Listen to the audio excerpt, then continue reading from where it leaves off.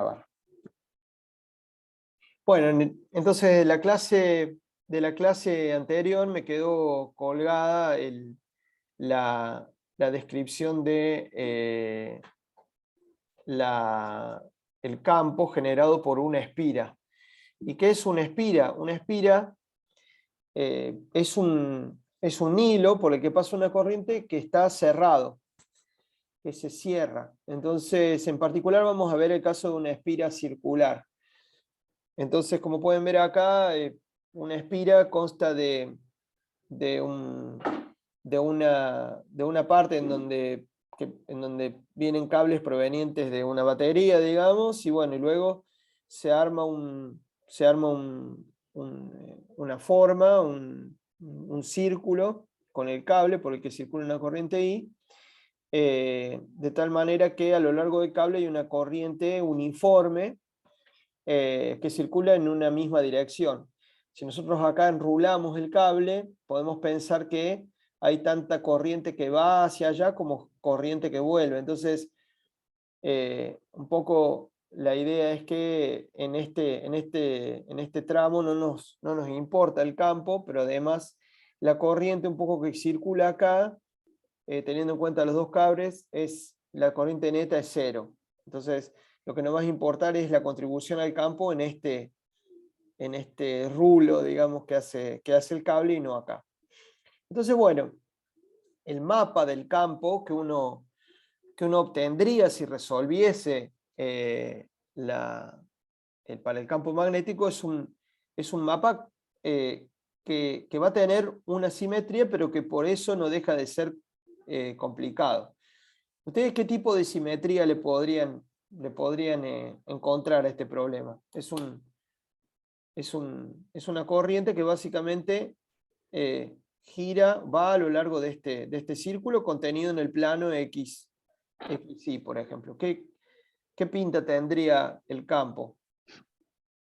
¿Qué les dice? O capaz que ustedes ya lo vieron. Yo supongo que va a ser el típico que va a depender, no va a depender del eje θ, o sea, del ángulo, no sé si se entiende. Claro, está bueno eso, claro. Entonces vas a tener una simetría alrededor del eje Z, ¿no? Claro, Está claro, bueno. claro. Le pegaste justo, exactamente es así. Ya la geometría, fíjate que la corriente tampoco depende de θ. Entonces, lo que vamos a tener es algo que si nosotros tomamos un plano que contenga el eje Z, el campo en ese plano va a ser el mismo que en cualquier otro plano que intersecte al eje Z, que pase por el eje Z. ¿Sí? ¿Algún comentario más? Bueno. Bueno, buenísimo. Entonces, esa simetría se llama simetría axial.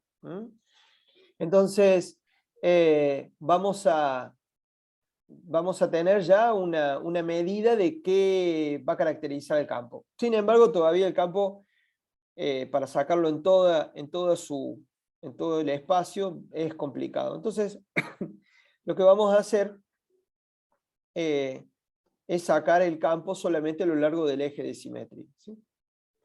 Entonces, bueno, ¿cómo vamos a hacerlo? Vamos a hacer usando Biot y Savart.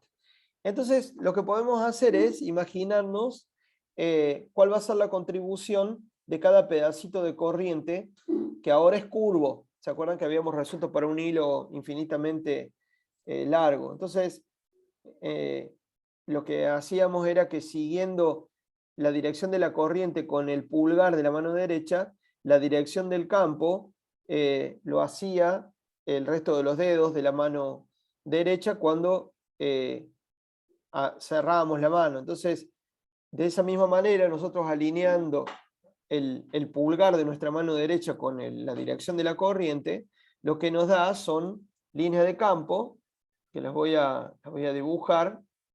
Este segmentito de corriente lo que hace es generar campos en el plano perpendicular, digamos, que van a ser medios así, digamos, ¿no? Entonces, si yo ahora considero un tramo que está diametralmente opuesto, por ejemplo acá, entonces acá también el campo va a girar, perdón. Voy a borrar acá. El campo va a ser justamente al revés. Ahí va. Entonces, este tramito de campo, de corriente, va a generar un campo así. Bueno, entonces, ¿qué es lo que va a pasar? Bueno, va a pasar que a lo largo del eje X, yo voy a tener una contribución del eje Z, perdón, voy a tener una contribución dB producto de este pedacito, pero voy a tener otra contribución que va a tener este componente de dB igual, pero en la dirección opuesta. Entonces, cuando sume este dB de este pedacito con el dB proveniente del pedacito que está diametralmente opuesto en el círculo, cuando la sume las dos, lo que voy a tener siempre es una contribución a lo largo del eje Z, puesto que estas contribuciones perpendiculares se van a anular. Entonces puedo hacer lo mismo con este pedazo de acá y el pedazo que está diametralmente opuesto en la espira, y así ir llenando, y de manera que termino considerando también por razones de simetría que el campo a lo largo del eje Z va a ser a lo largo del eje Z. Entonces, el campo en cualquier punto del eje Z va a ser dependiente de la coordenada y también va a apuntar en la dirección de Z. ¿Está bien? Entonces, voy a hacer esas simplificaciones para calcular solamente la componente para Biot-Savart, la componente de dB que se ubica a lo largo del eje Z. Entonces, si el ángulo θ es el ángulo que forma dB, en el caso de Biot-Savart, con el eje Z, entonces lo que yo voy a calcular no es dB, para calcular cuánto va a ser el campo final acá, sino que va a ser dB, perdón, dBz, ahí está, que es dB por el coseno de θ. Entonces, eso es básicamente lo que hago. Acuérdense que Biot-Savart saca dB. Gracias a Biot-Savart puedo obtener dB. Bueno, una vez que tenga Biot-Savart para dB, lo que tengo que hacer es multiplicar ese dB por el coseno de θ, y ahí me va a dar b de z, y luego integrar para todo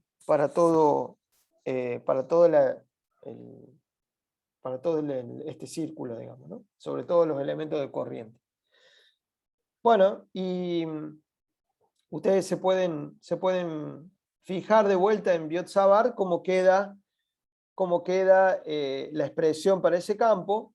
Entonces, para el diferencial de B, y eso, ¿se acuerdan? Tenía una constante, tenía I por dl, tenía la inversa de la distancia, entonces considero que la distancia desde dl hasta el punto en donde estoy evaluando el campo es r, entonces va como la inversa del cuadrado de la distancia en este caso, en el caso de Biot-Savart. Y luego acá tenía dl por r versor, donde r versor apunta en la dirección en donde yo estoy observando el campo. Entonces, r versor en este caso va a ser un versor, ¿no? Porque es unitario, que apunta en esta dirección. Este es r versor. Entonces, haciendo producto vectorial, dl, que va a lo largo de la corriente, ¿no? Que va en esta dirección dl. Entonces, hacen con la mano derecha, dl por r apunta en esta dirección, que es tanto perpendicular a r versor como perpendicular a dl. Este es el vector dl. dl es el diferencial de camino que me muestra la trayectoria de las cargas moviéndose, que es simplemente tangente a la trayectoria. Si yo ahora miro desde arriba la espira, entonces este es el eje X, este es el eje Y, y entonces dl es esto. ¿no? Entonces ese es DL. ¿no? Entonces DL tiene esa dirección. DL por R versor, entonces va a dar la dirección de DB. Y luego entonces lo único que tengo que hacer es proyectar DB sobre el eje Z, entonces lo multiplico por el coseno de θ. Ahora bien, hay otra cosa que es interesante, y es que este ángulo también es θ. Entonces, ¿y por qué eso? Porque es el ángulo que forman las perpendiculares, líneas perpendiculares. Entonces, esta dirección, la dirección de R es perpendicular a DB, eso es por la definición de Biot-Savart. Entonces, este lado DB es este lado R es perpendicular a DB, y este lado de acá, B, es perpendicular al eje Z. Entonces, si estas dos líneas forman un ángulo θ, sus correspondientes perpendiculares también van a formar un ángulo θ. Entonces, puedo sacar una relación muy directa entre este ángulo que me ayuda a sacar dBz y este ángulo de acá, que forma la dirección hacia el punto donde estoy observando el campo con el radio de esta espira. Entonces, y acá está la relación entre ellos, queda un triángulo rectángulo, entonces este triangulito que está acá, a ver, este triángulo de acá, este triángulo que está ahí, es este triángulo que está ahí, y ese triángulo tiene la coordenada z como uno de los lados, uno de los catetos, el radio b de la espira como el otro cateto, y la distancia al punto donde estoy evaluando el campo, la hipotenusa, y esto con el ángulo θ. Entonces esto es un triángulo rectángulo. Bueno, ¿por qué nos va a servir eso? Bueno, porque vamos a poder trabajar un poco con el coseno de θ, este que está acá. Muy bien. Ustedes me frenan, ¿sí? Si ven algo que no se entiende, me frenan. Pero creo que es una cuenta que pueden hacer tranquilos y tranquilas, sobre todo si no la entienden ahora, pueden repasar un poco la ley de Biot-Savart y se va a entender bien. Bueno, entonces, yo acá tengo R por el coseno de θ, ¿no? Entonces, ¿qué pasa? ¿Qué pasa acá? Bueno, puedo sacar, fíjense que lo único que hay que hacer acá es integrar,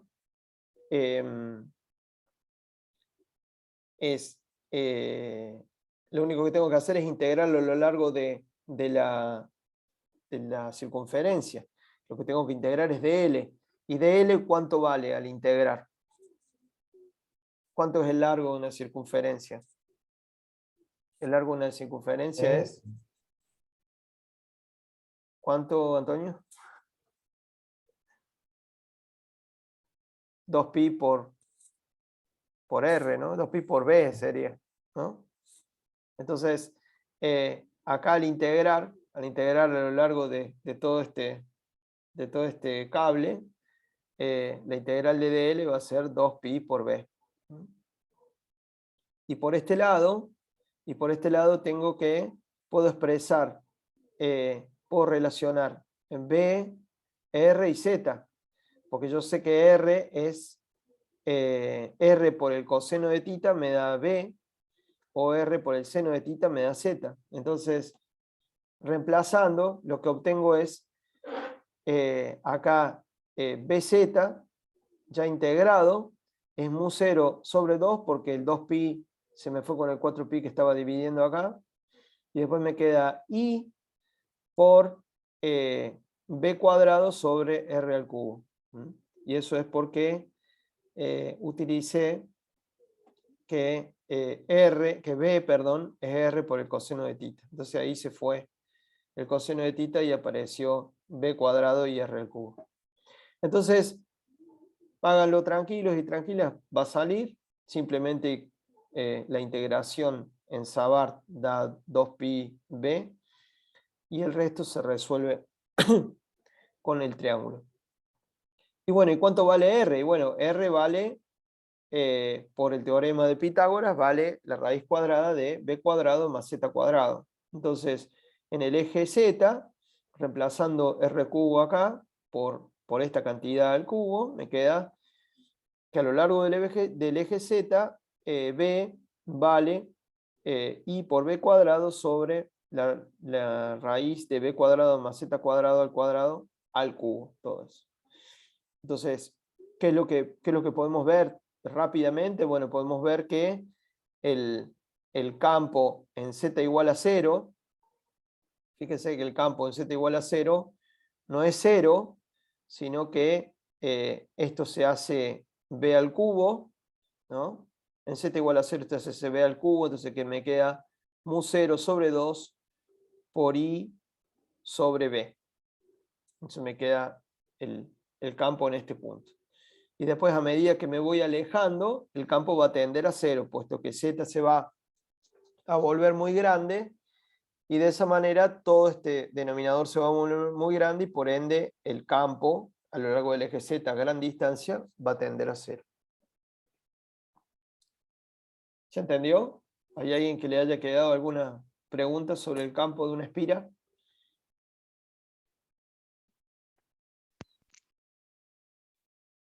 Creo que Se entendió perfecto. sí, sí, Bueno, creo que se entendió.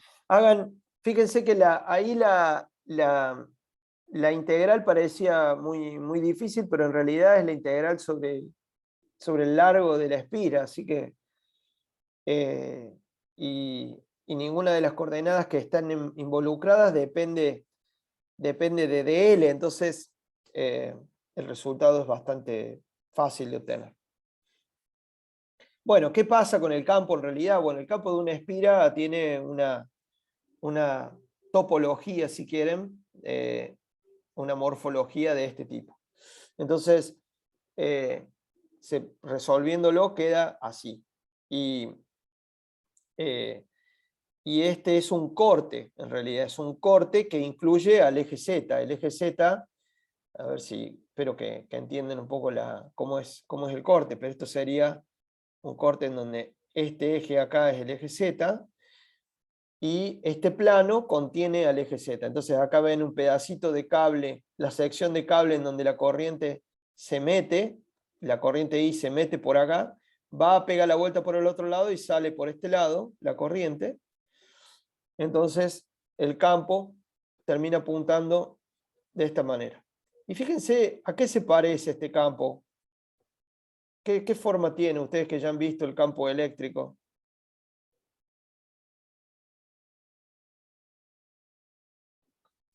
¿No les resulta familiar esta forma? Me resulta Al familiar, pero no estoy dipolo. recordando. Al dipolo, tal cual. Entonces, lo que sucede cuando vemos una espira a grandes distancias es que la espira se parece mucho al campo de un dipolo eléctrico. Entonces, la espira es como una medida de un campo, de la forma más simple de un campo magnético. Acuérdense que ¿cuánto valía la divergencia de B? La divergencia de B vale 0. Siempre. No hay fuente. Entonces, no hay monopolos magnéticos. Entonces, la forma más simple que va a tener un campo magnético va a ser dipolar. Entonces, si hiciéramos estas expansiones a grandes distancias, como hicimos para cuando tratamos el problema de los dieléctricos, nos vamos a encontrar con que la forma más simple del campo aproximado a grandes distancias va a ser dipolar. Entonces va a ser parecido al campo de una espira. Entonces, la espira sería como el equivalente, sería como la versión más primitiva o la forma más primitiva de un sistema de corriente capaz de darme el campo más simple. Por eso les estoy mostrando el dipolo, digamos, ¿no? A ver, hay una pregunta.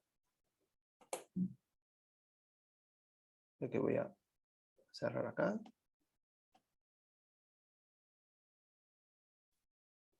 Claro. Bueno. Entonces, una espira es una manera, es un arreglo de corrientes que me permite obtener un campo que a grandes distancias es un campo dipolar. Acuérdense que un campo monopolar magnético no existe. Entonces, lo más simple que va a ser, la aproximación más simple que va a tener un campo magnético va a ser la dipolar. Puede ser un campo muy complicado que no tenga componente dipolar, ojo, pero lo más simple en forma es un dipolo. Y después uno le puede ir agregando órdenes, momentos de orden mayor, como decíamos en el caso de un potencial, pero nunca podemos incluir el término que va como 1 sobre R en el potencial, digamos, sería como R cuadrado, sino que va a tener que depender como 1 sobre R al cubo, que era la dependencia típica con la distancia de un campo dipolar. Entonces varía como 1 sobre R al cubo, el campo dipolar. Bueno, no tienen que saberlo, pero simplemente quería mostrarles la forma para que ustedes hicieran esa inferencia, digamos, ¿está? No nos vamos a ir tanto al detalle, ¿sí? Pero sí, una espira lejos genera un campo dipolar, que es la forma más simple. Bueno, hay una manera también de enroscar un cable, de la misma manera que lo hicimos con la espira, pero dándole muchas vueltas. Entonces, en ese caso, haciendo un enrollado cilíndrico en donde sería como poner una vuelta de espira encima de la otra a lo largo de un eje Z, generamos lo que se denomina un solenoide. Entonces, es como si un cable recto por el que circula una corriente I lo enroscáramos alrededor de un núcleo cilíndrico de radio constante y fuéramos apretando las vueltas de manera de tener este devanado que ven acá. Entonces, la corriente I entra por acá y empieza a circular todo a lo largo de estas vueltas y sale por este lado para volver a la fuente. Esto se llama solenoide. Entonces queda definido como algo que tiene un radio constante, un determinado número de vueltas y un eje de simetría, que es el eje del solenoide. Entonces, el recorrido del cable estrictamente es helicoidal, es decir, hay un paso. ¿Se entiende cuando digo por cada vuelta hay un paso? Hay un avance. La vuelta no es enteramente horizontal, si el eje Z lo tomo como vertical. La vuelta de cable no se da en un plano perfecto, pero yo puedo apretar bastante las vueltas de manera que el delta Z que hago entre una vuelta y la otra es muy chiquito respecto al radio del solenoide y por lo tanto imaginar que se trata de un conjunto de espiras dispuestas unas por encima de la otra, cada una contribuyendo con una corriente I, porque tal como está enrollado el cable, por cada vuelta de este solenoide pasa una corriente I. No es que pasa una fracción de la corriente, no. Por cada uno de estos hilitos pasa una corriente I. Entonces ¿cuánta corriente está pasando acá? Bueno, tengo que sumar la cantidad de espiras y voy a tener tantas espiras por las que circula una corriente I. Frenenme si no se entiende, ¿sí? Yo asumo que esto se entiende. Entonces vamos a ver cuánto daría el campo magnético generado por un solenoide finito de un largo L y con una densidad longitudinal de vueltas igual a n chica. Eso quiere decir, a lo largo del largo del solenoide, la cantidad de vueltas por unidad de área, por unidad de distancia, es n. El radio del solenoide lo vamos a tomar igual al radio de la espira, B, y por el cable, que está enrollado n veces por unidad de distancia, circula una corriente I, uniforme, ¿sí? Nuevamente uniforme. Todo esto son estacionarias. Y uniforme también porque no cambia, pero sobre todo es estacionaria, ¿no? Entonces, podemos entonces usar el campo de una espira circular en el eje Z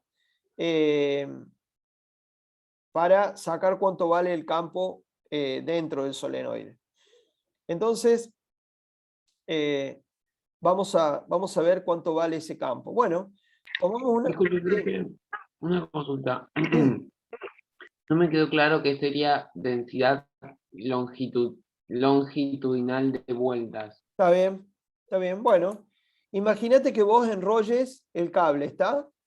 Acá tenés un corte del solenoide, ¿sí? ¿Lo ves al corte ahí? Entonces, lo que vos decís es, en un tramo de, ponele de 1 centímetro, en un tramo de 1 centímetro, ponele que esto fuera 1 centímetro, ¿sí? En 1 centímetro hay, cuento, n grande vueltas. Entonces, ¿cuánto va a ser la densidad de vueltas? Va a ser n igual a n vueltas por centímetro. Eso me dice, si yo tomara acá 1 centímetro, volvería a tener n vueltas en 1 centímetro. N vueltas grandes en 1 centímetro. Y eso me da la densidad. Entonces la unidad de densidad es vuelta por centímetro. ¿Está bien? ¿Se entendió ahí? Perfecto. Cuanto más vueltas en 1 centímetro tengo, más apretado está el solenoide. ¿Está bien? Entonces, para sacar, ahora si yo tomo en 6 centímetros o en 3 centímetros, ponele que ahora 3 centímetros sea esto. En 3 centímetros voy a tener, ¿cuántas vueltas? Voy a tener n vueltas por 6 centímetros, por 3 centímetros, perdón, por 3 centímetros, igual a, bueno, lo que valga, digamos, ¿no? Va a ser 3n. Y esto va a ser en vueltas.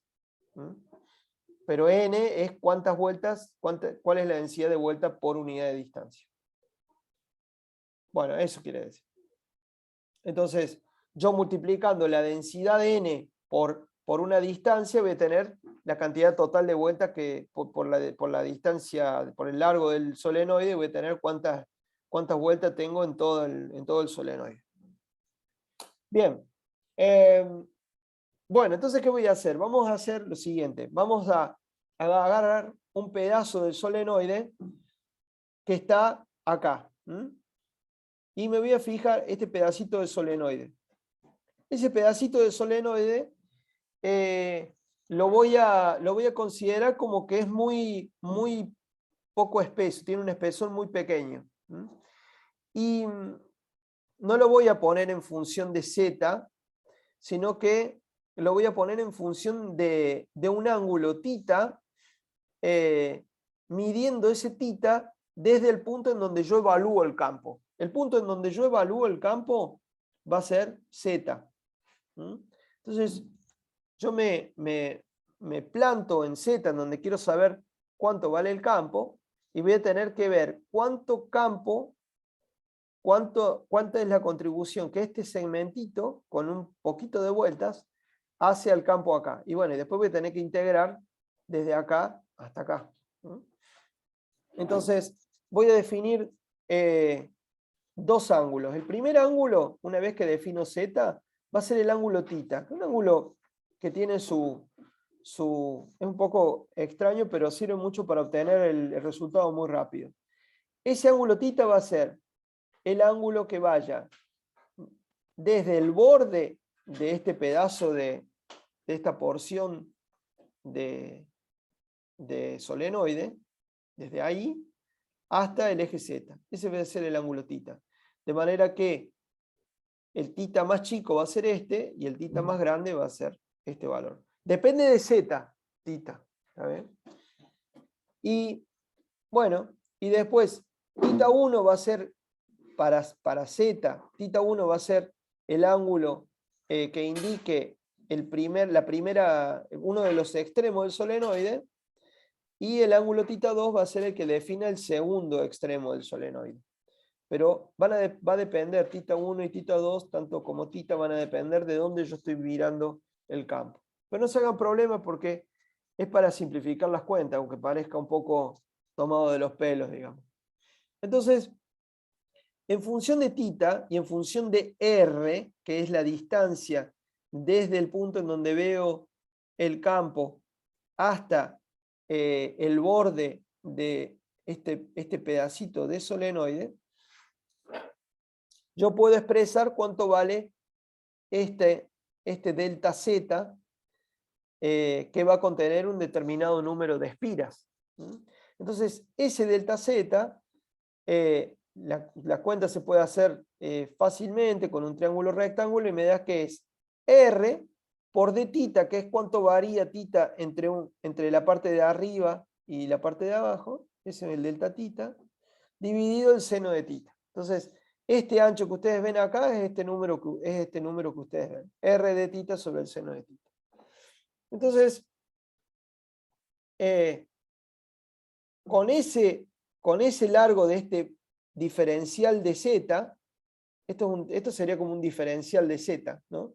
Diferencial de segmento de espiras.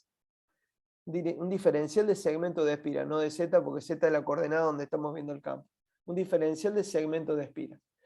Entonces, el campo de este segmento, de este segmentito, en la posición z, equivale al de una espira de corriente. Entonces vuelvo para atrás, cuando hicimos el campo de una espira, y me fijo. Ahora, esto supongo que es un segmentito, como el segmentito que veíamos, con varias espiras, no va a entrar una, sino varias, pero puedo imaginar que es una espira más grande por la que corre una cantidad un poquito más grande de corriente. Entonces, yo ya sé cuánto contribuye una espira de esta forma al campo en Z. Bueno, ya sé, vale esto. Entonces, yo lo que hago es, bueno, hago como que todo esto es una espira por la que circula tanta corriente como la cantidad de espiras que tengo, la cantidad de vueltas que tengo en ese delta tita. Entonces, ¿cuánto es? Bueno, ustedes se van a poder fijar así, comparando la ley el resultado que obtuvimos por una espira con este caso, que la corriente tiene que ser I por N por R de tita sobre seno de tita. ¿Por qué? Porque esto es un dz. Esto es un diferencial de porción de solenoide, entonces de distancia, ¿no? Entonces, en esa distancia, ¿cuántas vueltas van a entrar?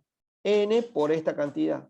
Esto tiene unidades de distancia. Fíjense, acá está R, ¿no? Entonces, esto tiene unidades de distancia. Entonces, N por este diferencial de Z de vueltas, de solenoide, me da el número de vueltas que entraron acá adentro. Y simular que es una espira por la que circula una corriente de esto por esto vueltas. Entonces, después lo pueden hacer tranquilo al razonamiento. Creo que es bastante directo. Entonces,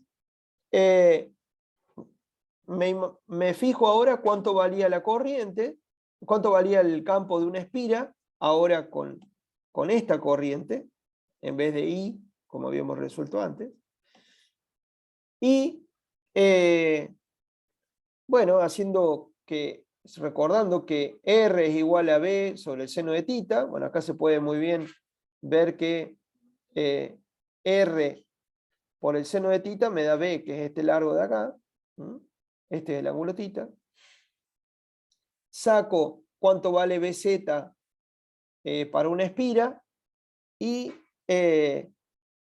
con esta corriente y reemplazando, como dije esto, obtengo esta expresión para dBz. Entonces, la contribución de esta espirita, de este tramo de espiras, en ese punto Z, en la dirección Z, es esto que ven acá. Entonces lo único que queda es integrar entre los límites θ1 y θ2. θ1 es el ángulo equivalente a la porción del solenoide de uno de los extremos, y θ2 es el de la otra, es del otro extremo. Entonces, la integral es simplemente integrar en θ, seno de θ. El integral del seno de θ es menos el coseno de θ. Entonces, lo que queda es una expresión para BZ que depende de la resta de dos cosenos, θ1 y θ2. Obviamente que el campo, la dependencia del campo entra acá adentro. Entonces, si yo me voy a un borde, si yo me voy a este borde, θ1 va a valer 90 y θ2, bueno, va a tener una relación entre B y L, ¿no? Pero después también puedo ver cuánto vale en el centro el campo y cuánto vale en el otro extremo. De manera que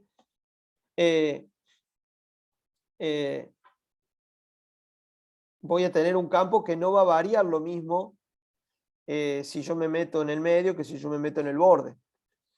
Entonces, en particular, si yo hago infinito el solenoide, si lo hago infinito, ¿qué es lo que va a pasar? El θ1 ¿hacia dónde va a tender? Se va a ir achicando, achicando, achicando, achicando cada vez más hasta dar θ1 igual a 0. Y si lo estiro al solenoide en la dirección opuesta, θ2 va a crecer, va a crecer, va a crecer hasta valer prácticamente pi. Con lo cual, el campo para un cilindro, para un solenoide infinito, es Bz por mu0 por I por N. Si es finito, el campo acá adentro va a depender de cuán cerca estoy del borde. Bueno, no es una cuenta muy fácil porque es un planteo que se hace en función de ángulos y no de distancia z o de coordenada z, como indicaría bueno, un poco la práctica que tenemos, pero eso permite sacar el campo dentro de un solenoide finito. Bien, ya vamos a ver qué manera tenemos de encontrar este campo de una manera mucho más fácil, sin hacer esta integración que acabamos de hacer. Pero lo interesante es que utilizando el principio de superposición, lo que hicimos fue expresar el campo dentro de un solenoide finito como el campo generado por un conjunto de determinada cantidad de espiras coaxiales, que están sobre el mismo eje, con el mismo radio, y por cada una de las cuales circula una corriente I. Bueno, otra cosa que pueden ver es, si aumento I, aumenta el campo. Y eso es interesante, es lo mismo que decía, es lo mismo que obtenía Oersted. Cuanto más alta es la corriente, más alto el campo.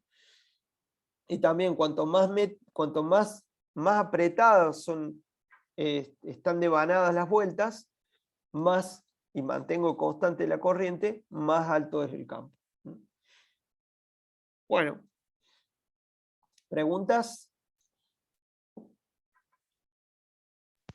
Ninguno, todo muy informativo. Bueno, después tranqui hacen la cuenta, pero lo interesante es que, ¿qué se imagina que va a pasar con el campo una vez que dejo el cilindro, el solenoide? ¿Va a aumentar? No, no. Va a empezar a caer si me alejo del solenoide. Y para este lado también. Y lo que pasa es que si ustedes grafican lo que pasa en función de θ1 y θ2, van a ver que el campo, si yo grafico, a ver si pudiera graficar el campo a lo largo de un eje, por ejemplo este, el campo hace esto. Bueno, hace esto y decae a 0 a grandes distancias, ¿no? Y acá es así, el campo va decayendo. Entonces, las líneas de campo, entonces, si la corriente por afuera, si la corriente por afuera corre así, y por adentro y por atrás corre así, la regla de la mano derecha me dice que las líneas de campo van a ser así, y por acá van a entrar así. Y acá adentro las líneas más o menos van a ser casi todas paralelas, digamos. Entonces una manera de generar un campo magnético uniforme en una región del espacio es con con un solenoide. Con un solenoide yo puedo lograr tener un campo uniforme magnético en un determinado volumen, pero obviamente cuando me acerco a los bordes empieza la característica esta dipolar que yo tengo con una sola espira. Ustedes se imaginan que visto desde muy lejos, este solenoide de altura L va a ser igual que una espira muy chiquita.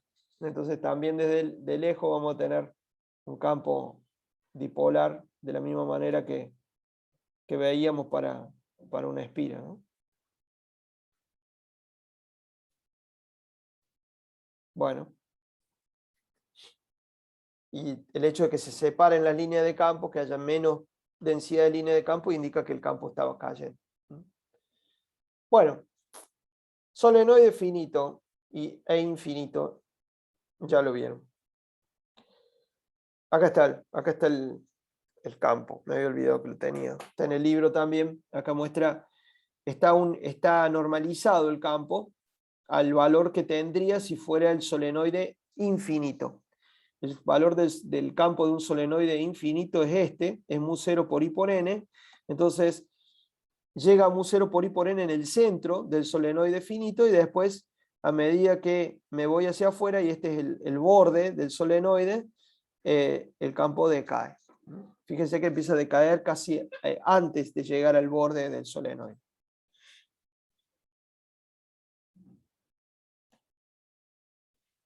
Bueno, vamos a ver ahora, de la misma manera que vimos qué le pasaba a un dipolo cuando estaba inmerso ese dipolo en un campo eléctrico uniforme, vamos a ver qué le pasa a una espira de corriente cuando está inmersa en un campo magnético, también uniforme. Entonces, ¿tuvieron la posibilidad de ver la cuentita de la fuerza que se hace en dos hilos rectos infinitos de corriente? Si pudieron ojear ese PDF que yo les dejé, esta cuenta va a ser muy parecida. Así que, bueno, veamos el efecto que produce un campo externo, uniforme, magnético, sobre una espira por la que circula una corriente I. Entonces, vamos a suponer, vamos a hacer una simplificación en cuanto a la forma de la espira. Vamos a suponer que se trata de una espira cuadrada, ¿sí? Sí. Rectangular, perdón. Entonces, vamos a imaginar que esa espira rectangular tiene así, tiene un lado L y tiene un lado y otro lado es W. Entonces vamos a verla, a esa espira, de costado, ¿no? Es como si estuviéramos viendo con nuestro ojo, estuviéramos viendo en este sentido. Entonces la espira la vamos a girar un poco respecto de la vertical, la vamos a girar alrededor de un eje perpendicular al lado de tamaño W. Entonces esto es lo que vemos y suponemos que la espira forma un ángulo alfa respecto a la dirección de un campo magnético que es horizontal. Entonces acá la vemos de costado, ¿no? A la espira. Entonces, campo uniforme B quiere decir que acá hay un campo B, es el mismo campo B, y que acá, y que en esta parte de la espira también es el mismo campo B. En todos lados el mismo campo B. Bueno, también podemos pensar en que como la espira es plana, podemos pensar en un ángulo θ que forma la normal de la espira con con el campo B.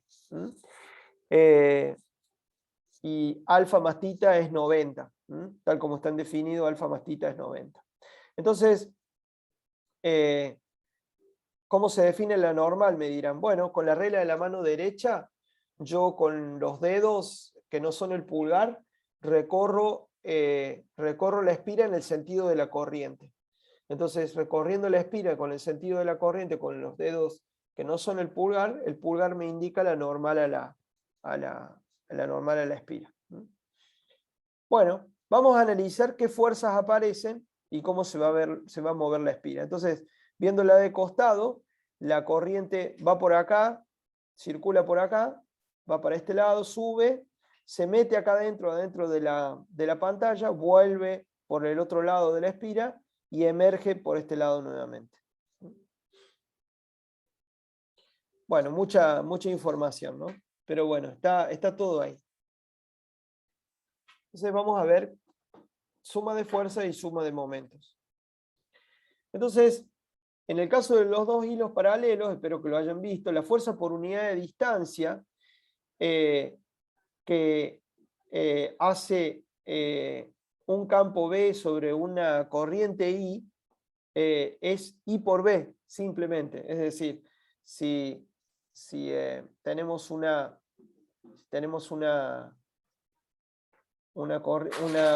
de corriente I, entonces en presencia de un campo magnético B, en presencia de un campo magnético B, entonces los portadores de carga van a sentir una fuerza por unidad de distancia que viene dado por el producto entre I y B.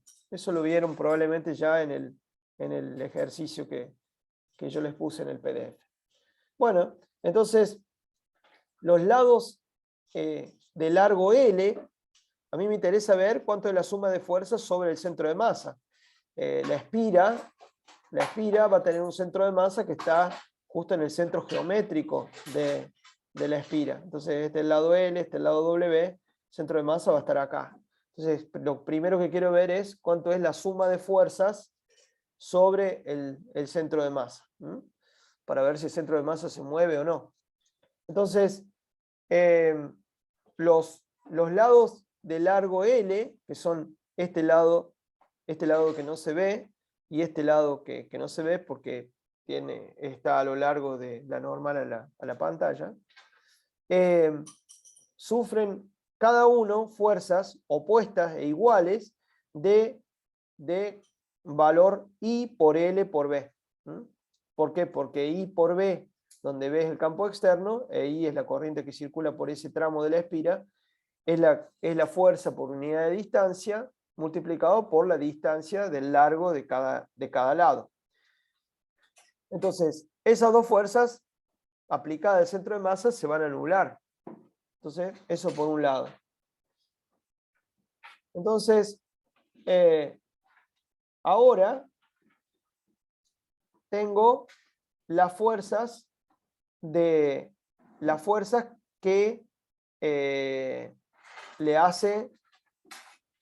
hace el campo magnético a los lados de largo W. Este lado de acá y el paralelo que se encuentra detrás de este lado, detrás de la pantalla. Entonces, ¿cuál es la dirección? Bueno, yo lo puedo sacar con el producto vectorial, imitando lo que habíamos hecho, que es básicamente la fuerza de Lorentz, y lo que voy a tener es la dirección, es el valor, ¿no?, de esa fuerza y la dirección. La dirección en este caso para este lado sale de la pantalla, y es perpendicular tanto a B como la dirección en la que corre la corriente. ¿Y cuánto va a valer eso? Bueno, va a valer I por W por B por el seno de alfa. ¿Por qué? Porque entre la corriente y el campo magnético hay un ángulo alfa, ¿no? Entonces, la ley de Lorentz tiene que ver con el producto vectorial. Entonces, básicamente, cuando si la corriente fluye a lo largo del campo magnético, no va a haber fuerza aplicada, ¿no? Entonces, ¿cuánto va a valer entonces seno de alfa? Y como alfa más tita da 90, por cómo están definidos, esto va a ser lo mismo por el coseno de tita. Entonces, la suma total de fuerza, esto va a ser para el lado este. Para el otro lado, la fuerza aplicada va a ser exactamente igual, pero apuntando en el sentido opuesto. Entonces, el centro de masa no se va a acelerar y entonces la espira como un todo en un campo uniforme no se va a acelerar, no se va a mover ese centro de masa.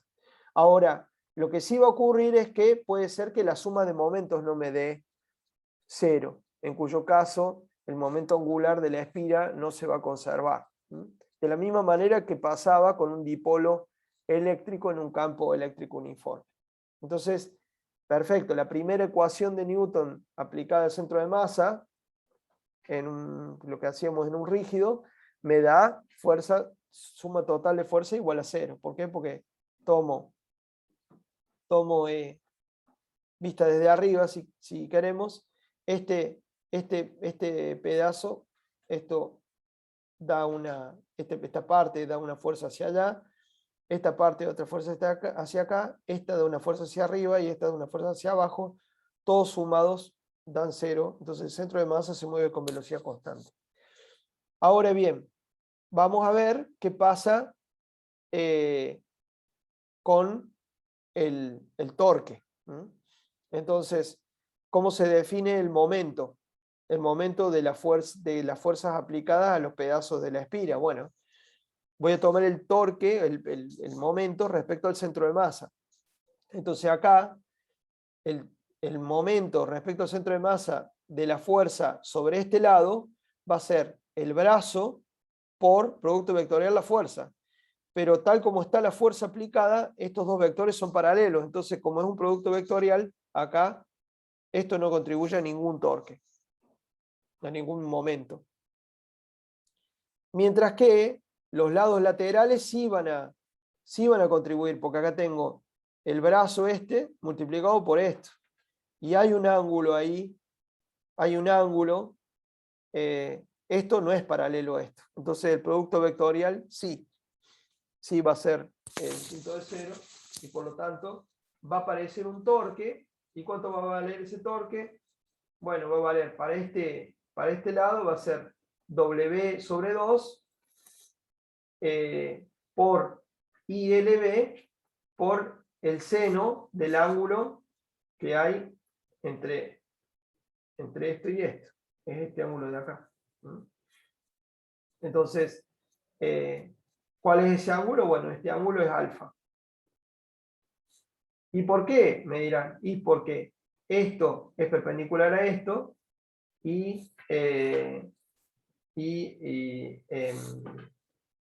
¿cómo era? Es esto, este lado es perpendicular a este y perdón, es coseno, sí, me equivoqué, es coseno. Borramos. Entonces, este ángulo de acá es, ahí vamos, disculpen. Entonces, este de acá, entonces este ángulo es alfa, y entonces este ángulo es tita. Ahí está. Este ángulo es igual a este que está acá. Este ángulo de acá es igual a este de acá. ¿Por qué? Porque alfa, yo trazo una paralela, ¿no?, a esta de abajo. Entonces, esta transversal va a generar el mismo valor de ángulo acá. Y yo sé que con la vertical, que alfa más tita me da 90. Entonces, el ángulo que falta para llegar a 90 va a valer tita. Entonces, lo que tengo acá es, entonces, que el ángulo entre esta dirección y esta dirección es tita, y por lo tanto lo que voy a tener es que el momento va a ser ILB por W sobre 2 por el seno de tita. Pero el seno de tita es igual al coseno de alfa, por eso aparece el coseno de alfa. Entonces, este lado de la espira contribuye con una vez eso, y el producto vectorial hace que el torque apunte hacia afuera, perdón, hacia adentro. Brazo por esto me da algo que se mete hacia adentro, y esto también algo que, una corriente que sale, perdón, un brazo que apunta hacia allá con la F me da también para adentro, entonces va a ser dos veces esto.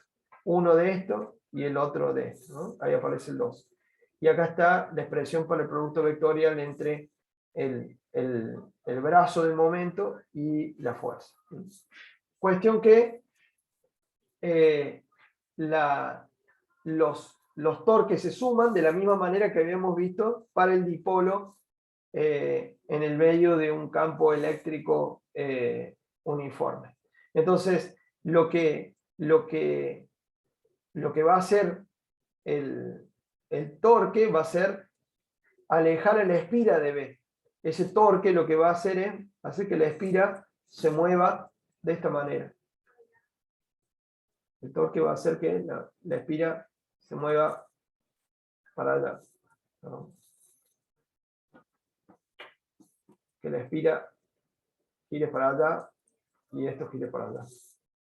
De manera que la normal se aproxime a B. Entonces lo que hace el campo B a una espira por la que circula una corriente I es que la normal de la espira se alinee con el campo B. Pero si ustedes ven cuál va a ser el campo de una espira, el campo de una espira es algo así, es un dipolo. Entonces lo que quiere hacer es que el campo de la espira se alinee con el campo externo, básicamente. Eso es lo que busca ese torque. Esa es la configuración de baja energía. Entonces, y además, la forma en la que está escrito el torque, y en este caso aparece porque L por B es el área de la espira, es que el torque se puede escribir como B por I por el área por el seno de θ, donde θ es el ángulo entre la normal y el campo magnético. Entonces, cuando la normal y el campo B son paralelos, no hay torque, y cuando hay torque, ese torque es proporcional al área. Cuanto más grande la espira, mayor es el torque. Cuanto más chica la espira, menor es el torque. Entonces, se suele escribir el torque como el producto vectorial entre el campo externo y un vector mu, que se llama momento magnético. Y ese momento magnético se define para una espira como un vector que apunta, según la regla de la mano derecha, en la dirección del pulgar, cuando tomamos con el resto de los dedos la dirección de la corriente, y que tiene como módulo, ese vector mu, el producto de el área por la corriente que circula por la espira. Entonces, el módulo de mu, el módulo de mu. Entonces, el módulo de mu vale I por A y está a lo largo de la normal a la espira. Así se define mu. Entonces, cuando multiplico mu por B, eso me da el torque. ¿Por qué? Porque me va a dar I por A por el producto vectorial entre B y N. Y el producto vectorial entre B y N depende del ángulo entre la normal a la espira y el campo magnético que habíamos definido antes como θ. Por eso se puede escribir de esta manera el producto vectorial. Fíjense que es lo mismo que habíamos dicho para el campo eléctrico. ¿Se acuerdan cómo era la expresión para el torque en un campo eléctrico? Era T, para un campo eléctrico era P por E, ¿se acuerdan? Donde P era el momento dipolar eléctrico. Bueno, ahora hay algo parecido que es el mu. Está bueno, ¿no? Es muy similar. Bueno, repasen la expresión para el torque eléctrico, del campo eléctrico sobre un dipolo y van a ver que es exactamente lo mismo acá con el caso del campo magnético. Bueno, creo que es un buen momento para descansar. Si tienen algún comentario, estaría bueno, o alguna pregunta, podemos tomarlas ahora. Perdón, yo creo que llego a imaginarme más o menos cómo sería el momento dipolar en Sí. el caso del campo eléctrico. No llego a darme Verlo una idea acá. de cómo sería. Claro. Acá. Bueno, acordate ahora que, a ver, para que lo hagamos bien simple, el equivalente de un dipolo eléctrico en magnetismo va a ser una espira. Esa es la asociación. Lo que antes era, ¿te acordás? Eran dos carguitas opuestas, ¿no? Lo que eran dos carguitas, por ejemplo, más Q y menos Q, separadas a una distancia S, ¿te acordás? Que daba un momento, Sí, sí. dipolar que era Q por S a lo largo de una dirección N que vos hacías así. Eso, para el caso eléctrico, ahora es eso que es como es un elemento básico de un dipolo eléctrico. Ahora el elemento básico de un dipolo magnético va a ser una espirita de corriente I. Entonces, con una espirita, sea cuadrada o redonda, vos definís un área A encerrada por la espira y decís, bueno, la normal al área, teniendo en cuenta la dirección de la corriente con la mano derecha, la normal va a ser esta. Entonces yo voy a crear un vector mu ahora que va a ser la corriente por el área que encierra la espira por la normal siguiendo la dirección de la corriente. Entonces, con eso es un dipolo. Eso es un momento dipolar magnético.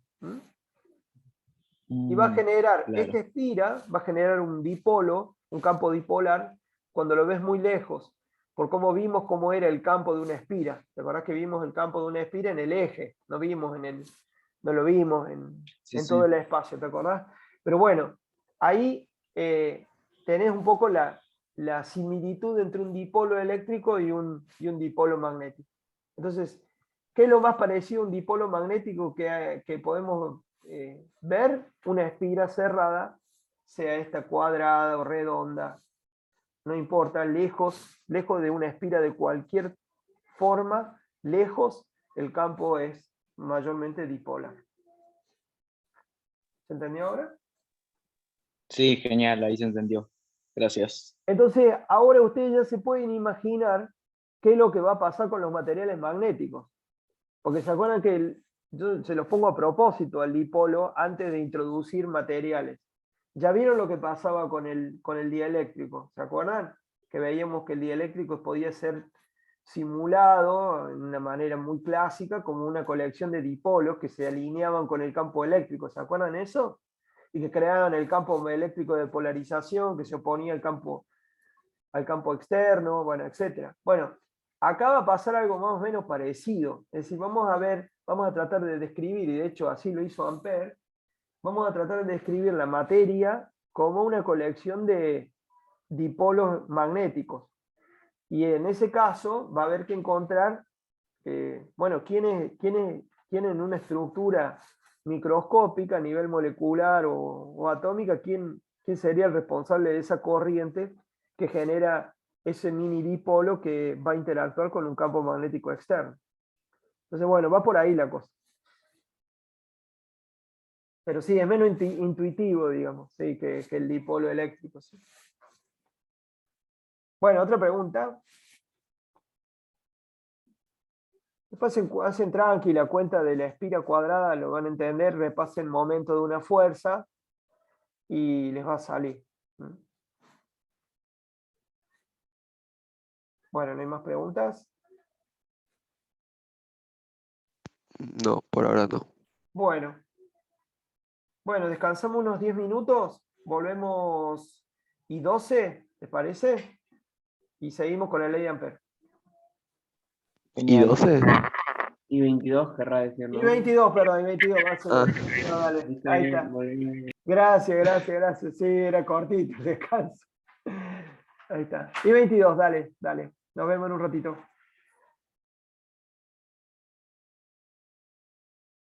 Seguir grabando.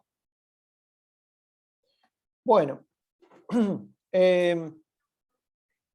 Ampère hizo a través de su contribución un gran paso, que fue establecer una relación entre el campo magnético y la corriente, un poco formalizar lo que había notado, lo que notaba Oersted, formalizarlo, y luego esa ley de Ampère va a ser modificada ligeramente por Maxwell para formar parte del conjunto de las ecuaciones de Maxwell.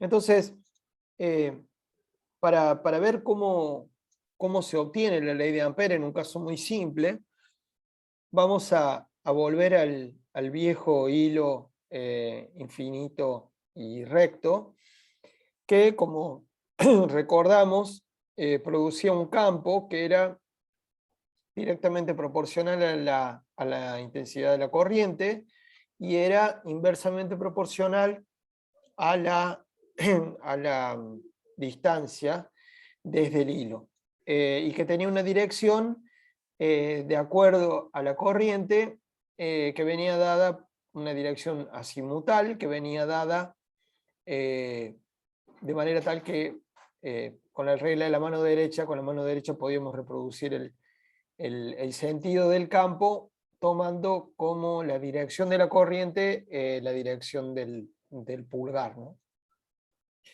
Entonces, lo que podemos pensar es que un hilo rectilíneo e infinito de corriente genera líneas de campo que son círculos. Y son círculos que se van alejando entre sí cada vez más, puesto que, como la densidad de líneas indica intensidad, tenemos que mostrar que ese campo va decayendo con la distancia. Entonces, las líneas de campo se van dibujando de esta manera y el valor y las flechas, campo magnético, son siempre tangentes a las líneas de campo. Entonces, vamos a ver así. Y esas líneas de campo están contenidas en planos, digamos, que son perpendiculares a la corriente. Entonces, este plano que ustedes pueden ver acá es perpendicular a la corriente. Entonces, otro plano paralelo a este plano va a encerrar otras líneas de campo. Las líneas de campo, estas que están aquí. Y esas líneas de campo son concéntricas y espaciadas de acuerdo a la variación radial de la intensidad del campo. Entonces, lo que vamos a intentar hacer ahora es, vamos a tomar un circuito, una curva C sobre este plano, y vamos a integrar, supongamos que esto es una curva C cerrada, que la recorremos en un determinado sentido con un diferencial de camino que vamos a llamar dl. Entonces vamos a hacer la integral de camino cerrado del campo B. Entonces vamos a tratar de calcular esa integral de camino cerrado para un determinado tipo de curva. Yo aquí puse una curva genérica contenida en el plano perpendicular a la corriente, pero vamos además a hacer una simplificación sobre el tipo de curva sobre la cual vamos a integrar el campo. Entonces, ¿se acuerdan cómo era la integral de campo? La integral de línea, perdón, de un campo era proyectar en cada punto de esa curva el campo sobre el diferencial de camino de esa curva e integrar todo a lo largo de esa curva, comenzando por un punto y volviendo, terminando el circuito cerrado, terminando en el mismo punto, ¿no? Entonces, vamos a hacer, por ejemplo, ahora mirando la corriente, mirando en el plano perpendicular a la corriente, aquí está la corriente saliendo de la pantalla, y vamos a tener que, y vamos a imaginarnos un circuito cerrado, como los que muestra el que une los puntos, perdón, A, B, C y D, y que tiene la particularidad de no encerrar la corriente. Entonces, ¿qué es lo que notamos? Bueno, notamos que las líneas de campo van a ser paralelas al tramo A y B y el tramo CD. Pero las líneas de campo, para un hilo infinito con corriente I, no son paralelas a los tramos DA y al tramo BC, porque el campo es azimutal, ¿no? Entonces, si queremos hacer la integral de línea de B de DL a lo largo de esta curva, vamos a poder prescindir de la integral de los tramos de esa integral de este tramo, vamos a prescindir, y de este tramo vamos a prescindir. Entonces nos va a quedar la integral a lo largo de este pedazo de curva y de este pedazo de curva. Entonces del AB y del CD. ¿Y cómo son, como yo decía, qué particularidad tiene CD y AB? CD y AB. Bueno, que CD es paralelo a una línea de campo y AB también es paralelo a una línea de campo. Entonces, cuando yo tenga DL recorriéndolo de esta manera, voy a ver que B o es paralelo o antiparalelo a ese camino. Y en este tramo, si acá es paralelo, si el tramo AB es paralelo, lo recorro de manera paralela al campo, el tramo CD lo voy a recorrer de la manera antiparalela al campo, porque el campo va a tener siempre el mismo sentido, porque la corriente es el mismo sentido en la dirección azimutal, porque la corriente no cambia de dirección, de sentido. Entonces, ¿qué es lo que va a pasar? Bueno, lo que va a pasar es que voy a tomar una integral en este sentido y luego voy a tomar una integral en este otro sentido. Y si esta es negativa, esta va a ser positiva. Entonces, la integral de AB va a tener el signo opuesto que la integral de CD. Ahora, lo interesante es que si estamos en un hilo conductor, ¿de qué dependía el campo? ¿Se acuerdan? ¿De qué dependía el campo? El campo, en un hilo, dependía de, bueno, además de mu0, dependía de I. Bueno, lo voy a hacer acá un poco mejor. El campo era proporcional, si quieren, a I, y era inversamente proporcional a R, ¿no? Entonces, espérenme un segundito.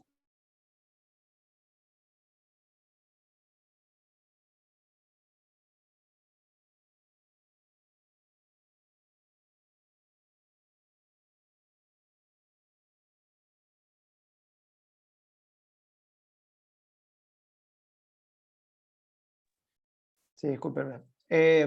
Bien, entonces, ¿qué es lo que va a pasar? Bueno, lo que va a pasar es que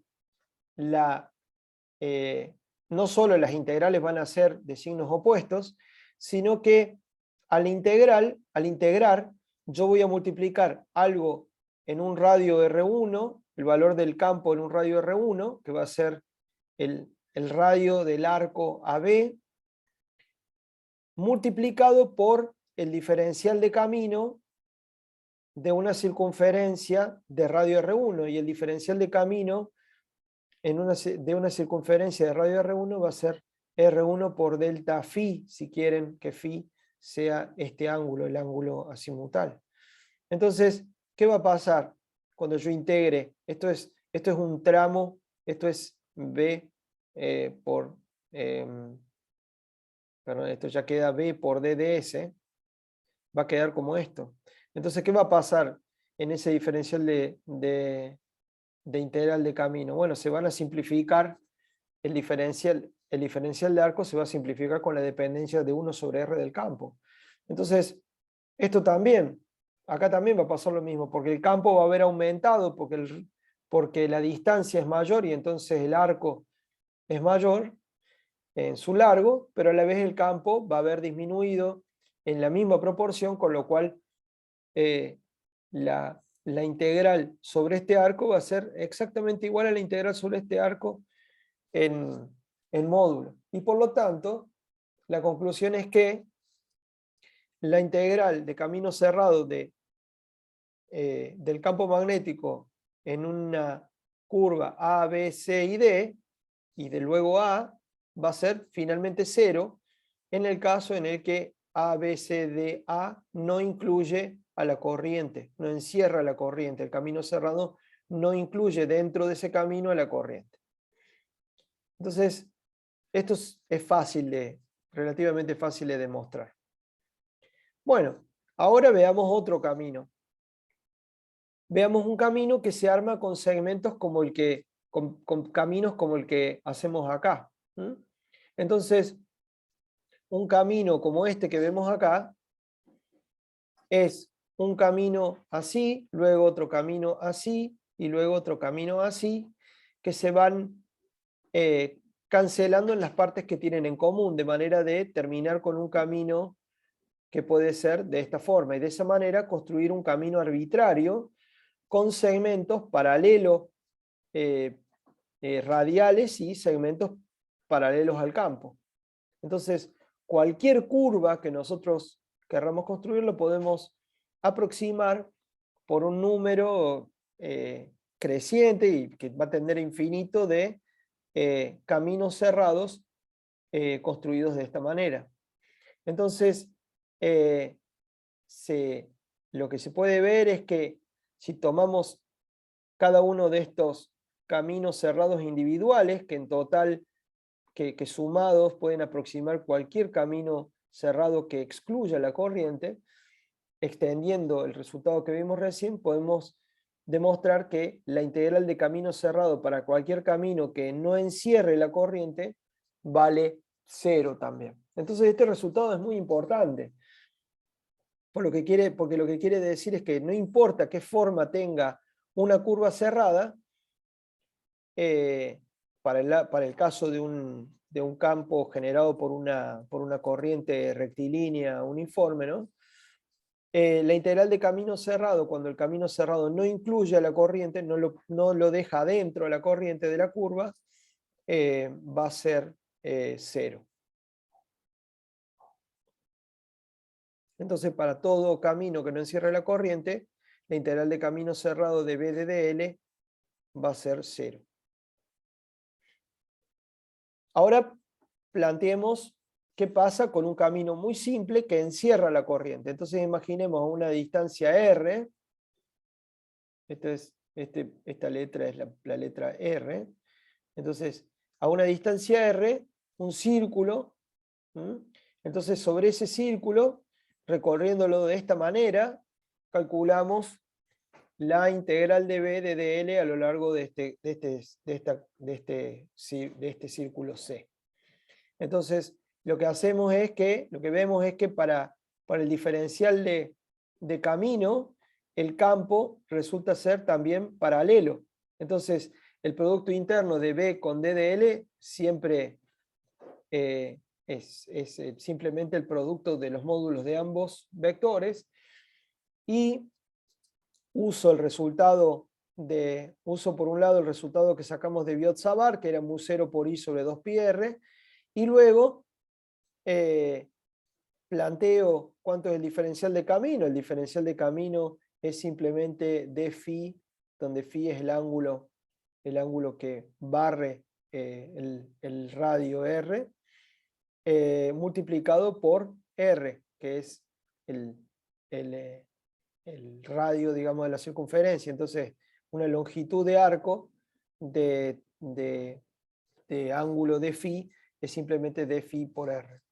Entonces, luego lo que resta es simplemente integrar alrededor de toda la circunferencia a r constante, puesto que la curva se mantiene siempre a r constante, con lo cual solamente me queda integrar d phi, y d phi lo integro entre 0 y 2pi, entonces de ahí aparece este 2pi acá, y entonces lo que obtengo es mu0 por i, ahora simplificando, mu0 por i sobre 2πr por 2πr. Entonces, ¿qué pasa? Se van estos 2πr de acá y me queda mu0 por i.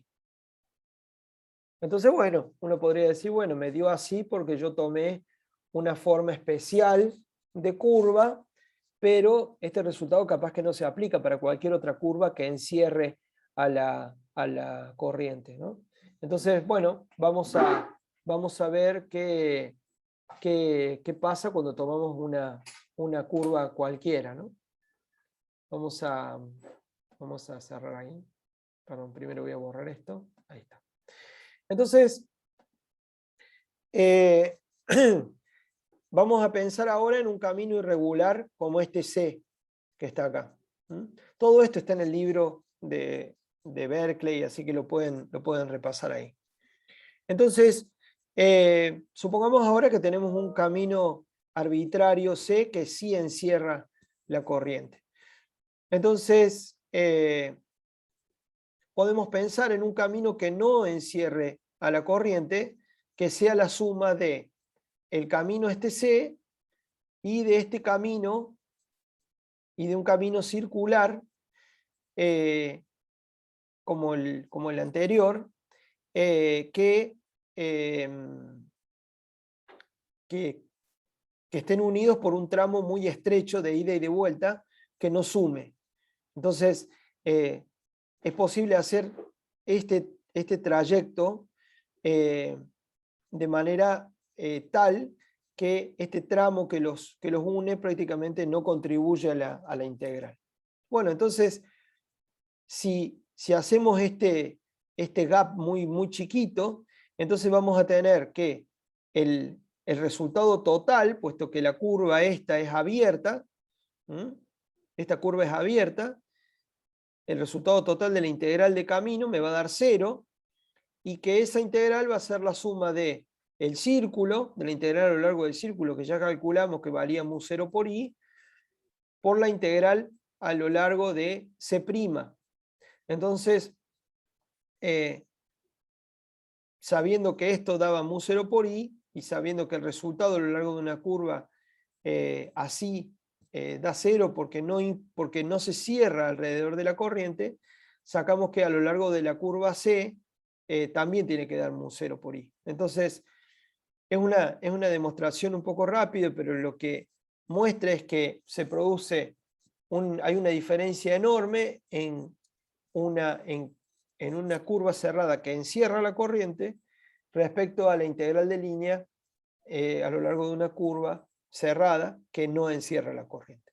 Y cuando encierra la corriente, no importa cuál sea la forma de la curva, el resultado de la integral de línea es mu0 por i. Acuérdense que ese mu0 por i es el resultado de una integral. No estoy diciendo acá cuánto vale el campo, ¿no? Sino cuánto vale la integral del campo magnético a lo largo del camino. Por lo tanto, tienen que tener cuidado. Es que el resultado de esta integral es independiente, para una curva que encierra la corriente, es independiente de la curva. De la misma manera que el flujo eléctrico era independiente de la superficie, que daba siempre y cuando encerrara la misma cantidad de carga. ¿Se acuerdan que, como habíamos visto en el teorema de Gauss, la integral, el flujo sobre una superficie cerrada del campo eléctrico era igual a la carga encerrada por esa superficie dividido epsilon0? Bueno, de la misma manera acá es la integral de línea del campo magnético a lo largo de una línea cerrada, que va a ser, por cualquier camino, que va a ser igual a mu0 por la corriente encerrada. Y esa expresión es la ley de Ampère. Entonces, para cualquier campo magnético B generado por una corriente, entonces la integral de camino cerrado de B a lo largo de esa curva cerrada va a ser mu0 por la corriente que yo encierre con esa curva. Entonces, ¿qué es encerrar una corriente con una curva cerrada? Bueno, es básicamente poder hacer un circuito cerrado en donde el cable o la J o la corriente atraviese la superficie definida por esa curva. Entonces, para hacerlo más simple, podemos imaginar la curva cerrada así, una curva cerrada, y en esa curva cerrada va a quedar definida una determinada área. Entonces, la idea es, bueno, esta curva cerrada C tiene un área así, que encierra esa curva. Entonces, cualquier cable o cualquier J, llamando J por corriente por unidad de área, cualquier J que atraviese esa curva C cerrada, o esa superficie que encierra la curva C, va a ser considerada como corriente encerrada, ¿no? Eso quiere decir corriente encerrada.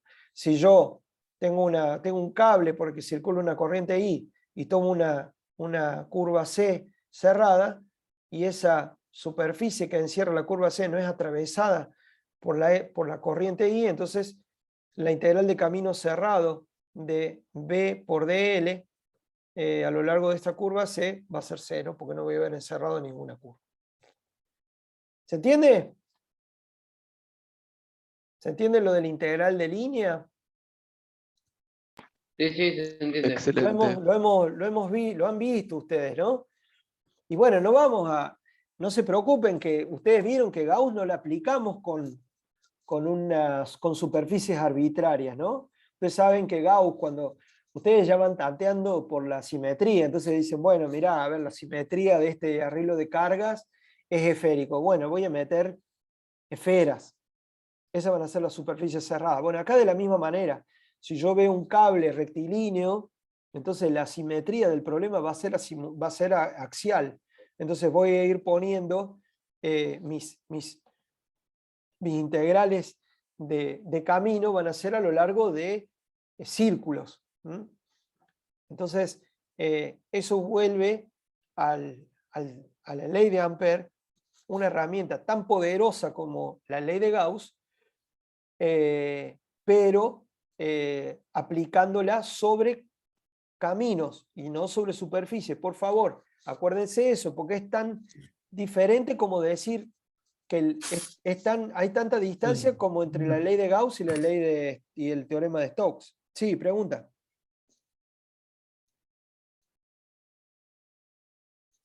¿Hay preguntas? Bueno. Parece que no. Bueno, genial, genial. Bueno, ¿y ustedes se acuerdan del teorema de Stokes? ¿Pudieron? ¿Qué decía? Sí, sí. Entonces, recordémoslo juntos al teorema de Stokes.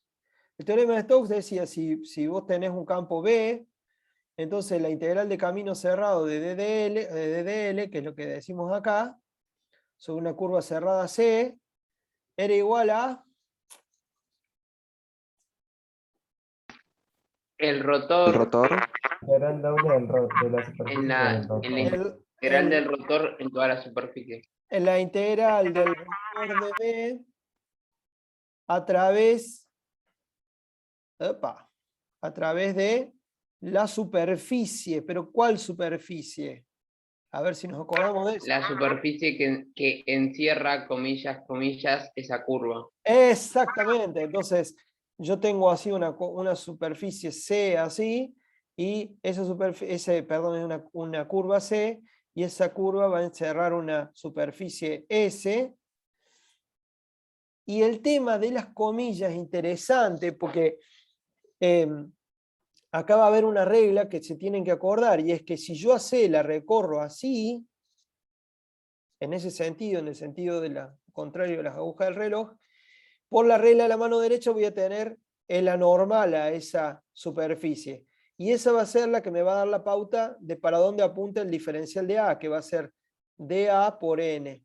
¿Está bien? Así que acuérdense qué manera hay, qué relación hay entre la manera en la que recorro el circuito y la normal a la superficie. Punto número 1. Y punto número 2, esta es S. S es cualquier superficie. Entonces, es muy poderoso este teorema. Es cualquier superficie. Y eso es lo que se va a poder ver con Ampère. Que no importa qué superficie yo construya, siempre y cuando esté limitada por la curva C. Entonces es como si tuviéramos una bolsa esa de residuos. El borde de la bolsa de residuos sería la curva C, y a la bolsa yo la puedo doblar, le puedo hacer adoptar la forma que yo quiera, y sin importar la forma que yo quiera, la integral de línea va a ser siempre dependiente de la corriente que yo encierre con la curva, lo cual es un resultado muy importante. Bueno, buenísimo. Buenísimo que se acuerden de Stokes. Igual, repásenlo, vuelvan a ver eso, y es siempre útil volver a Stokes. Entonces, bueno, vamos a hacer un poquito más de cálculos. Entonces, ¿se acuerdan que habíamos visto que J era la corriente por unidad de área? Entonces, yo ahora puedo pensar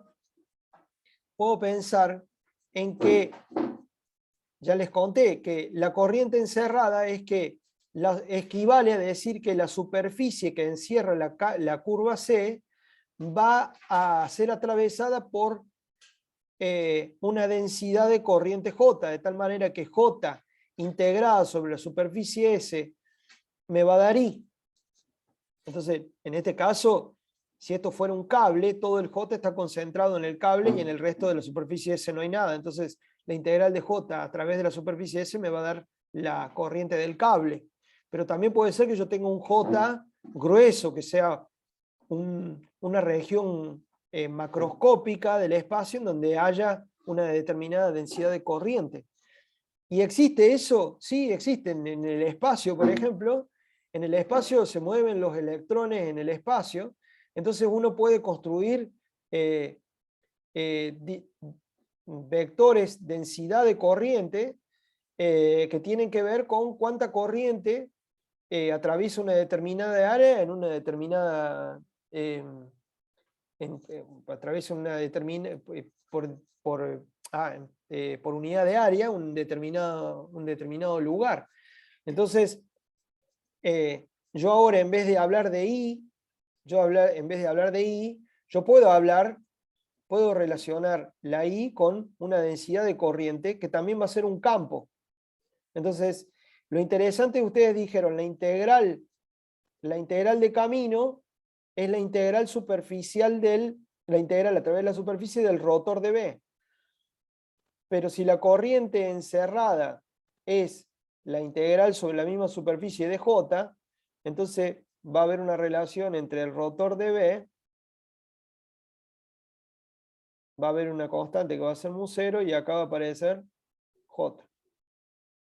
Entonces esta es la ley de Ampère en formulación diferencial.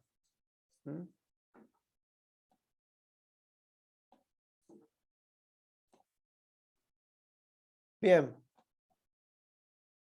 Acuérdense siempre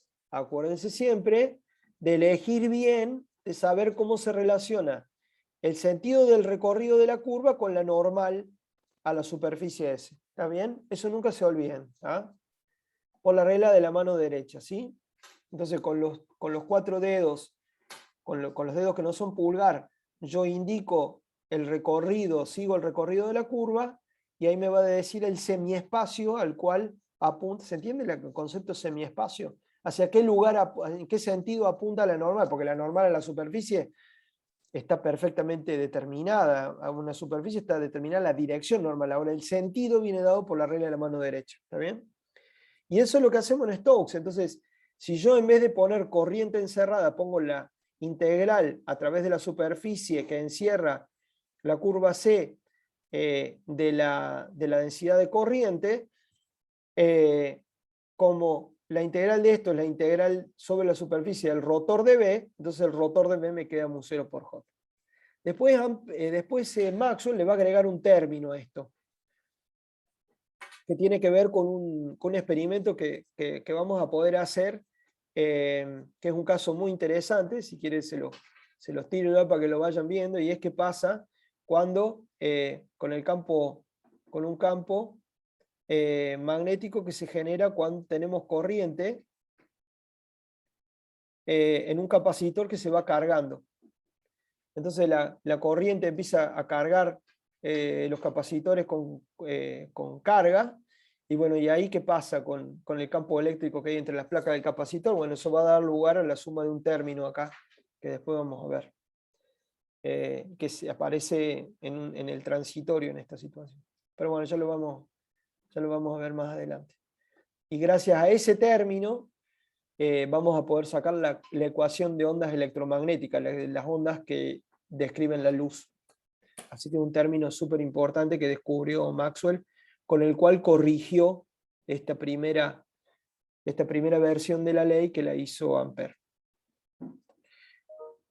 Bueno, aplicaciones. Entonces, el hilo de corriente I. Entonces, vamos a ver cómo resolveríamos el campo para un hilo de corriente I, en donde la corriente fluye hacia afuera de la pantalla. Entonces sabemos nosotros que vamos a tener varias simetrías en el problema. Primero, tenemos una simetría de traslación a lo largo del hilo. Entonces, me va a bastar con resolver el problema para uno de los planos perpendiculares a la dirección de la corriente, y luego extender esa solución para todo el espacio, para todos los otros planos perpendiculares, como si fuera una tomografía, ¿no? Tomo un plano de la tomografía y después hago idénticos las soluciones para los otros planos perpendiculares. Bueno, el campo B bueno, yo no noto tampoco ninguna simetría, noto una simetría simutal también, ¿no? En cuanto a que el campo siempre va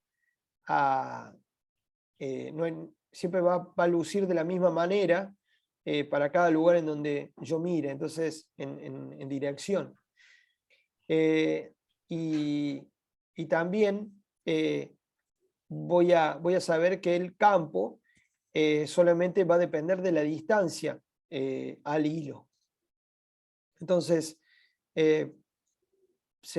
proponemos una solución para el campo que va a tener esta forma: un B que dependa de la distancia al hilo de corriente, contenido en la dirección Bφ. Y después voy a ver si ahí aparece un menos o un más. A priori no voy a saber si apunta para este lado o para este lado, pero a priori voy a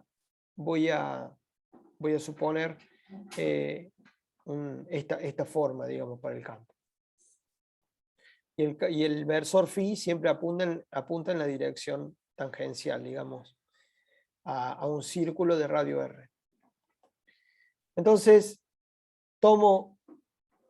ahí está ser vivo, digamos, vivo, perspicaz, digamos, y tomar una curva a lo largo de la cual el campo magnético sea constante en módulo.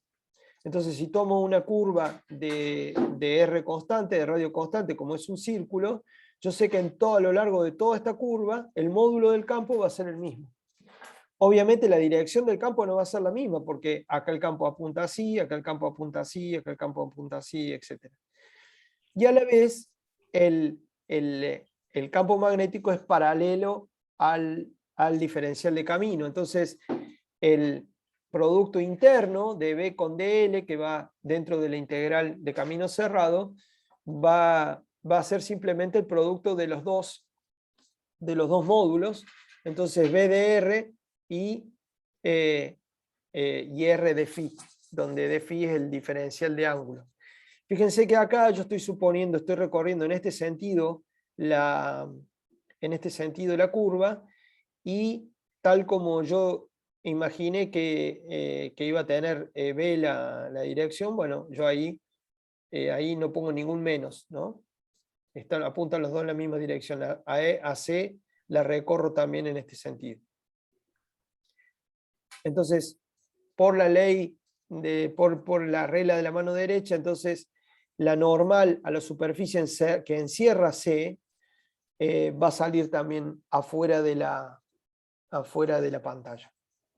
Entonces, ¿qué me queda entonces? Bueno, la integral de camino me queda dependiente de phi, y B no depende de phi por la forma en la que lo modelé en función de las simetrías, y el diferencial de camino, que es R de phi, tampoco no depende de phi a nivel de R. Entonces, yo sé que esta integral, que va a tener estos dos factores que van a salir de afuera, me va a quedar solamente en phi integrado desde el comienzo de la curva hasta el final de la curva, que es una integral de 0 a 2pi en phi.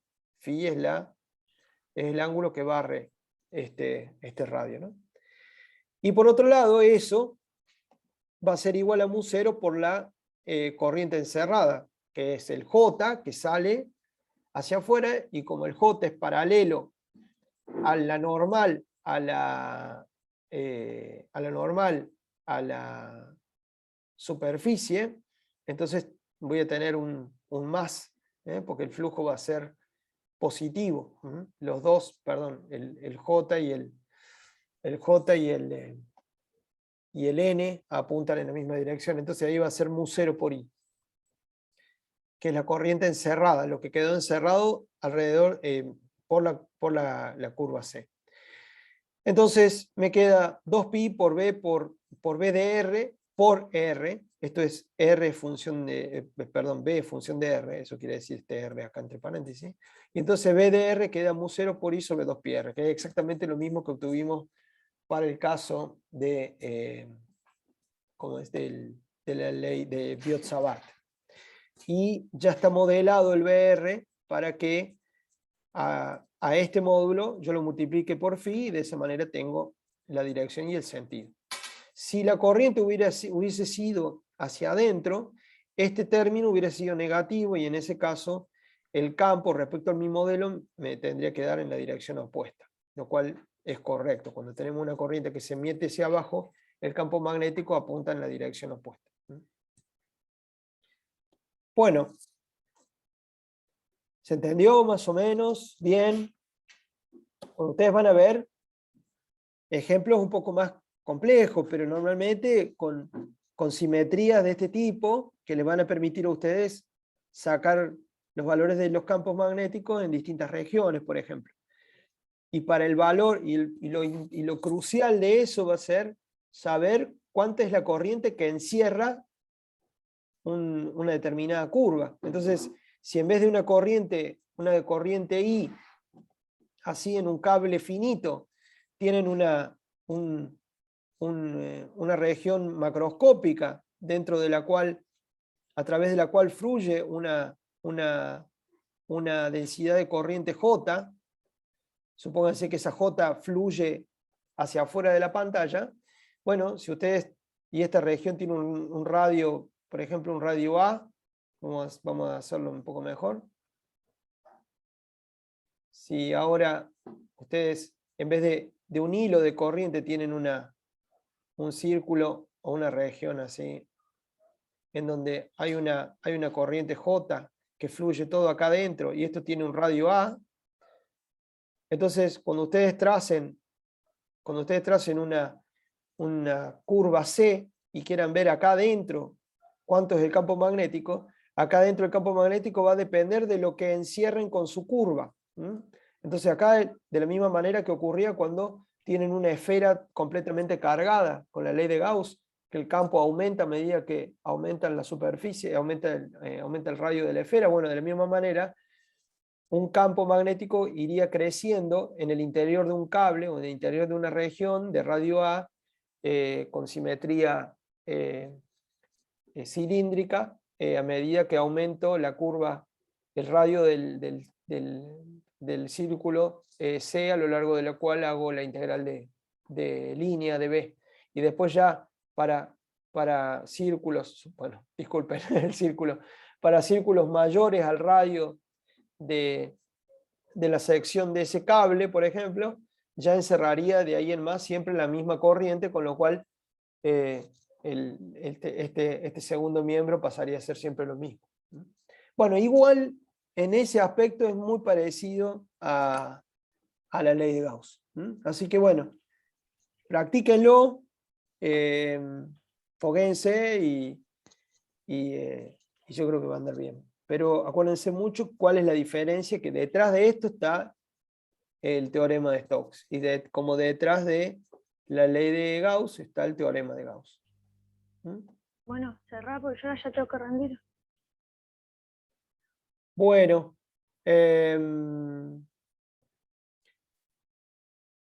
¿alguna otra pregunta? No, ninguna, se entendió perfecto. Bueno, muy bien. Vamos a dejar por acá nomás, vamos a seguir